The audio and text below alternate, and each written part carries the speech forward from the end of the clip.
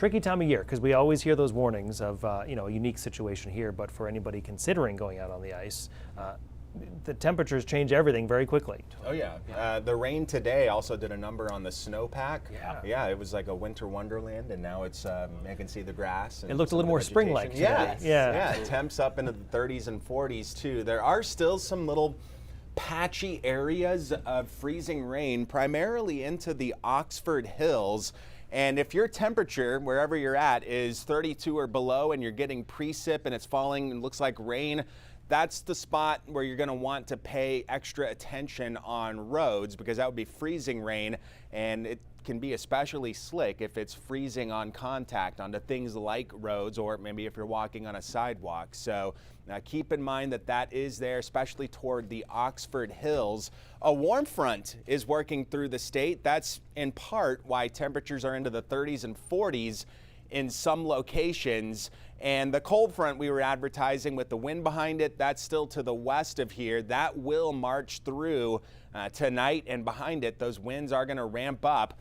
With that front moving through, it kicks a lot of the precip east of the state. So by midnight, I think we're drying up. There may be some flurries overnight down east and into tomorrow morning, but tomorrow, the headline is going to be a cold, blustery west wind. This, as a big region of low pressure to the north of Maine deepens, meaning the pressure gradient gets stronger and the winds respond again out of the west here on Tuesday. Some gusts 30 to 40 miles per hour. These are the wind gusts as depicted by the European model. And you see some of those gust values in that 30 to 40 mile per hour range. That's why the wind advisory is up and in place.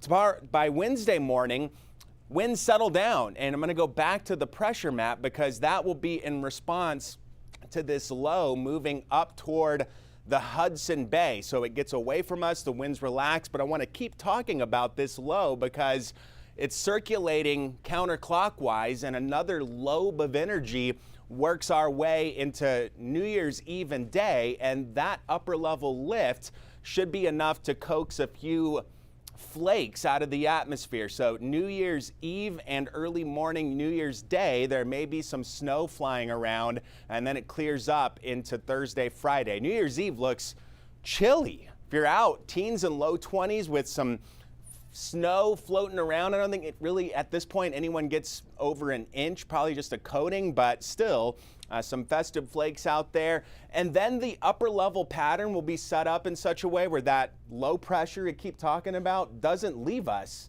That keeps us locked into a colder than average forecast. Meantime, much of the rest of the country is basking in warmth. No dice for us. Mid-20s a lot of the next 7 days. Average high this time of year in Portland in the mid-30s. If you're out on the water tomorrow, 7 to 12 foot seas, that's in response to lots of wind coming in from the west. There's that New Year's Eve and day snow chance, and it's cold.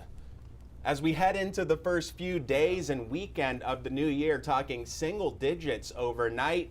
A blend of sun and clouds Friday and into the weekend, but temperatures, they're going to be running some, 10 to 15 degrees below average, and we're, close to our coldest historically time of year coming up in early January. So. Yeah, I keep seeing those overnight numbers. A lot of single digits there. Bundle for a up, stretch. yeah, it's going to be cold. All right, Alan, thanks.